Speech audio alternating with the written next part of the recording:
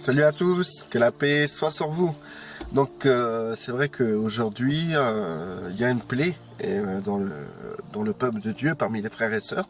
C'est ce que j'ai pu constater, c'est que en résumé, on ne fait plus confiance à nos frères et sœurs. Il n'y a plus de confiance. On devient très individualiste et c'est pas par méchanceté, mais c'est par protection parce que en fait on est tellement tombé sur des cas de personnes qui profitent du nom du Seigneur sur Internet surtout. Alors ça c'est explosif, des gens qui vont se plaindre de pauvreté, de maladie, juste pour avoir de l'argent, etc. Et donc tout ça, ça a pollué ce que nous pouvons vivre entre frères et sœurs. Il y a aussi dans les églises, dans les assemblées, les gens sont divisés parce qu'en fait, il y a toute une histoire des théologies, une histoire aussi de casse sociale, une histoire du fait que des personnes parlent sur l'autre.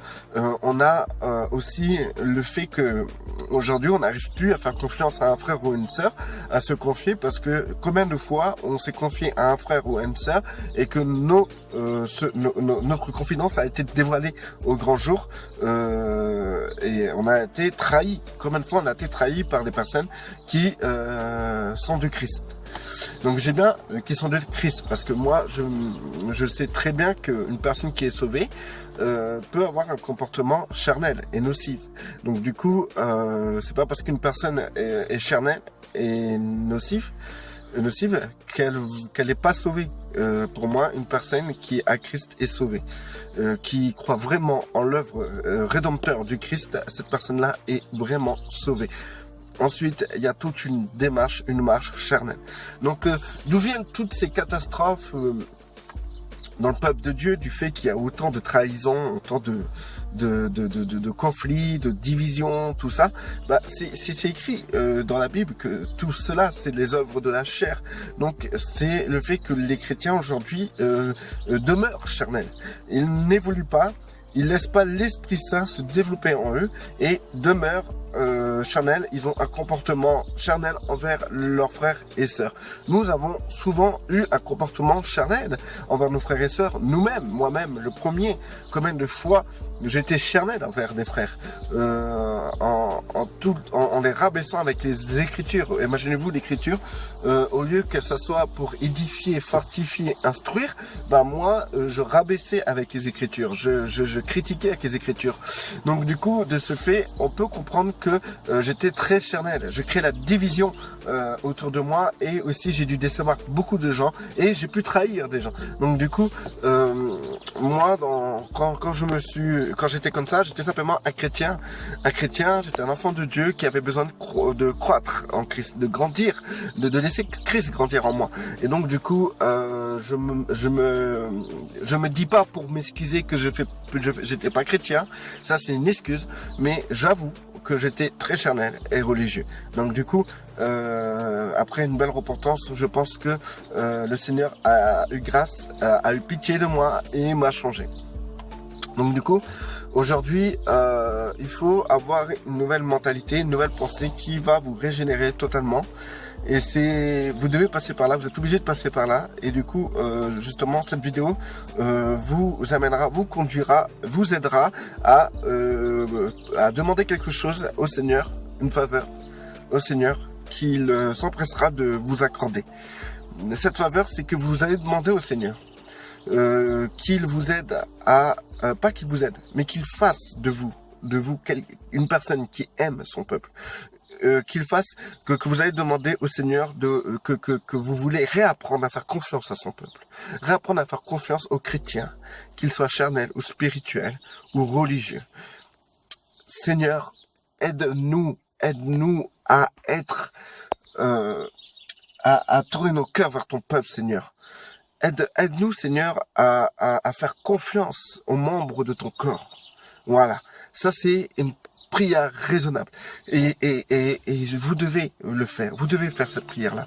Peut-être vous pensez que non, ça vous concerne pas, tout ça, parce que vous vous dites que les gens qui sont mauvais, qui sont charnels dans votre environnement chrétien, dans votre église ou sur Internet sont pas des chrétiens, sont pas des enfants de Dieu, sont pas vos frères et sœurs. Vous vous trompez par là. Moi, je tiens à vous dire, vous vous trompez. Il n'y a pas plus charnel qu'un chrétien. Parce que justement, quand le chrétien, quand la personne va en Christ, il y a tout son processus charnel qui se met en avant. Et tout ça doit être brisé. Ça demande du temps. Beaucoup de temps. Cela peut demander des années. Il y a des chrétiens, ils ont 30 ans de conversion, ils sont toujours charnels. Mais Dieu a travaillé leur cœur. Et il y a des parties de leur cœur qui sont travaillées, qui sont devenues de l'or. Donc, du coup, vous pouvez pas dire que les gens envers qui je me tourne pas, les gens envers qui je ne fais pas confiance, ces gens-là sont pas des chrétiens. Non. Vous avez beaucoup de chrétiens à qui vous faites pas confiance. Et vous avez raison. Et vous avez raison, parce qu'il y en a beaucoup, leur chair est mauvaise. Nous avons chacun quelque chose dans notre chair qui est mauvaise. Moi, ça a été certaines choses. Ça a été le cannabis, ça a été la clope, ça a été la cigarette, ça a été d'autres choses encore que je m'aventurais pas à vous expliquer. J'étais aussi dans la voyance, j'étais dans l'occultisme, etc. Et du coup, quand je suis venu à Christ, j'ai dû me dépouiller de tout ça. Et ça a été un processus. Donc, d'autres personnes, c'est autre chose. Il y a des personnes qui c'était des menteurs. Ils mentaient à tout bout de champ. Et ces personnes, en venant à Christ, ils ont dû se réadapter, réapprendre à dire la vérité dans les moindres détails, dans les petites choses. Et ça demande beaucoup de temps. C'est facile de pas dire des grands mensonges, mais des petits mensonges. Ça, c'est notre histoire. Quand vous dites des demi-vérités, c'est notre histoire. Il y a des gens, c'était des colériques. Moi, je l'étais. Ils pètent des câbles à tout bout de champ. Et donc, du coup, c'est des enfants de Dieu. Mais ils vont péter des câbles à l'église, ils vont péter des câbles sur Internet, ils vont péter des câbles dans leur famille. Et cela demande un autre processus. Un processus qui met du temps. Nous avons tous un côté charnel qui est différent des uns et des autres. Donc, du coup, ça demande beaucoup de temps. Et nous devons comprendre cela. Mais, la question est... pas la question, mais ce qui est important de dire, c'est que vous ne devez pas perdre votre confiance au peuple de Dieu. Ne perdez pas votre confiance envers votre frère et votre sœur charnelle. Ne perdez pas. Faites confiance au Seigneur qui est en eux. Faites confiance au Seigneur qui est en eux. Je pense qu'il faut réapprendre à vivre dans la confiance, dans la paix, et ne pas regarder l'autre et voir le mal dans l'autre. Il faut apprendre à regarder l'autre, malgré ses défauts, ses péchés, avec beaucoup de confiance. Il y a une musique qui est comme ça, c'est je vois la gloire de Dieu en toi. Tu vois, je vois la gloire de Dieu en toi, je vois tout ce qu'il a fait, ce qu'il fait et ce qu'il fera. C'est une chanson, je vais pas vous la chanter, hein. Non, moi je chante pas. Non, je plaisante. Non, mais je vais pas chanter. Sinon, c'est bon, c'est fini, quoi. Déjà, les gens, ils galèrent à m'écouter, et si je me mets à chanter, c'est presque, je me moque de vous, quoi. Je me moque complètement de vous, quoi. Donc, je vais pas vous casser les oreilles, vous inquiétez pas. Mais les paroles, c'est, je vois la gloire de Dieu en toi, je vois la gloire de Dieu en moi, je vois tout ce qu'il a fait, ce qu'il fait et ce qu'il fera. Donc, en fait, si vous voulez, dans cette chanson qui est magnifique, c'est que, en fait, vous pouvez voir cette chose-là. C'est que, on doit voir la gloire de Dieu dans chacun des personnes, de nos frères et de nos sœurs, et même ceux qui ne sont pas encore en Christ. Nous devons réussir à voir la gloire de Dieu en eux.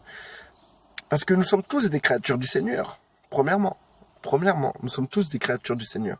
Nous sommes tous faits à son enseigne. C'est lui qui nous a tous façonnés dans le ventre de nos mères. Donc, je vois la gloire de Dieu en toi, je vois tout ce qu'il a fait. Donc, il faut apprendre à voir tout ce que Dieu a fait dans nos frères et nos sœurs, même les plus charnels, les plus religieux, les plus méchants, les plus pourris. Nous devons voir ce que Dieu a fait. Nous devons voir ce qu'il fera. Nous devons avoir la vision de nos frères et de nos sœurs en Christ. La vision de ce qu'il pourra faire. Un jour, j'étais avec un frère et parfois c'était désespéré parce qu'il chutait vraiment, quoi. C'était des belles chutes, quoi. C'était pas des petites chutes. Et d'un coup, je le regarde et puis hop, une vision. Je le vois avec une Bible sous la main, dans son vieil âge, avec la barbe grise et les cheveux gris, et le regard tourné vers le haut et le visage qui resplendit. Et le Seigneur me disait comme ça, regarde ce que je vais faire de lui. Et du coup, quand je vois ce frère, j'ai toujours cette vision-là. Et quand il chute, je m'inquiète pas, parce que je sais que Dieu va accomplir ce qu'il veut faire en ce frère. Et donc, moi, je le vois plus comme il est dans le présent, dans sa chute, ou dans ses défauts, ou dans sa chair. Je le vois comme Dieu le voit. Je le vois comme Dieu veut faire. Dieu veut faire de ce frère. Je le vois comme, comment dire, dans cette, je vois l'avenir de ce frère. Ensuite, je vois la gloire de Dieu en toi, je vois ce qu'il a fait, ce qu'il fait et ce qu'il fera. D'accord, ce qu'il fait, j'oubliais ce qu'il fait. Donc, ce qu'il fait, eh ben, il faut voir ce qu'il fait chaque jour, parce que chaque jour, Dieu œuvre dans les frères et les sœurs. Le Seigneur, il a pas des jours chômés, il fait pas la Pentecôte, hein. Le Seigneur, il fait pas, la Toussaint, tout ça, ou Pâques. Dieu, il y a pas de jour férié. Tous les jours, il travaille les cœurs des frères et des sœurs. Mais Dieu est quelqu'un qui façonne, et qui prend son temps. Dieu n'est pas pressé. Et ça, c'est important de se le dire. Il faut pas croire que le temps, il est précipité, donc Dieu, il se presse à faire les trucs. Non. Le temps est précipité, mais Dieu gère toutes choses. Il est maître du temps. C'est-à-dire que Dieu n'est pas pressé. Il sait mettre chaque chose à sa place, en son temps et à sa période. Donc du coup, ne nous inquiétons pas. Donc voilà, il faut réussir à voir la gloire de Dieu dans nos frères, dans nos sœurs. Même dans les païens, dans les gens qui croient pas encore en Dieu. Il faut voir la gloire de Dieu, réussir à voir la gloire de Dieu à travers eux. Parce que c'est pas Satan qui les a façonnés.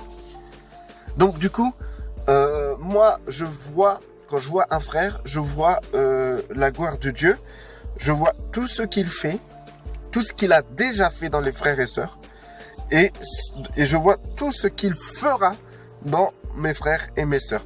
Et je peux vous dire que devant mes frères et mes sœurs, j'ai une paix, mais incroyable, parce que j'ai une confiance en l'œuvre de Dieu, j'ai confiance en mon frère, en ma sœur, parce que il est entre les mains de Dieu, il est dans l'action de Dieu, il est dans Christ, et Christ à travers le Saint-Esprit, et le Père à travers le Saint-Esprit est en lui. Donc je peux que faire confiance à mon frère et à ma sœur. Bien sûr, n'oublions pas qu'il y a des profiteurs, des chrétiens rats. C'est des rats, ces chrétiens. Toujours en train de grignoter. Bah, c'est leur chair. Donc, du coup, voyez ce que Dieu peut faire, et fait et fera dans ce genre de frères et de sœurs, tout en évitant de se faire exploiter non plus. Hein, en restant sages, prudents aussi, parce que la chair de nos frères et de nos sœurs peuvent nous mettre en danger. Donc, il faut être prudent, être sage et surtout ne pas voir le mal partout. Et il faut surtout être dans la confiance quand même, dans la confiance. Et du coup, ce que je veux exprimer par rapport à ce genre de frères et de sœurs, il faut pas les rejeter. Hein, juste rester prudent, les rejetez pas, mais surtout aimez-les. C'est possible de entièrement les aimer, comprendre qu'ils sont charnels, qu'ils ont besoin de grandir, que Christ est en train de prendre l'ascendant sur leur vie, petit à petit. Il faut même aider Christ à œuvrer dans leur cœur en les aimant, en prenant soin d'eux. Si tu deviens individualiste à cause des frères et des sœurs qui vous grattent, qui est tout le temps comme réclamer de l'argent, des trucs comme ça, ou qui profitent de vous, si vous devenez individualiste, c'est que vous devenez à votre tour charnel. D'accord? C'est pas parce que vous avez croisé des frères et des sœurs qui vous grattent que vous devez être individualiste et que vous devez pas faire attention à l'autre. Faire attention aux frères et aux sœurs qui ont véritablement besoin. Restez ouverts. Ne vous renfermez pas. Voilà. Donc restez bénis et vraiment dans votre prière, rajoutez ceci. Seigneur, apprends-moi à faire confiance à ton peuple. C'est tout simplement. Il faut faire confiance au peuple de Dieu, quel que soit son niveau, quelle que soit la personne qui représente ce peuple, le frère ou la sœur qui sont des membres qui ont besoin d'un double honneur parce que c'est des membres malhonnêtes. malhonnête. Paul parle, hein, quand il parle du corps. Il dit que dans le corps, il y a des parties qui sont malhonnêtes, qui ont besoin d'un double honneur. Donc il faut apprendre à couvrir, mon frère et sœur. Petit à petit, il faut réfléchir face à chaque circonstance, à chaque situation que nous rencontrons ou que nous vivons devant chaque frère et chaque sœur. Même sur Facebook. Sur YouTube, sur n'importe quel autre réseau social. Voilà, il n'y a pas d'excuse. Restez bénis. Bye bye.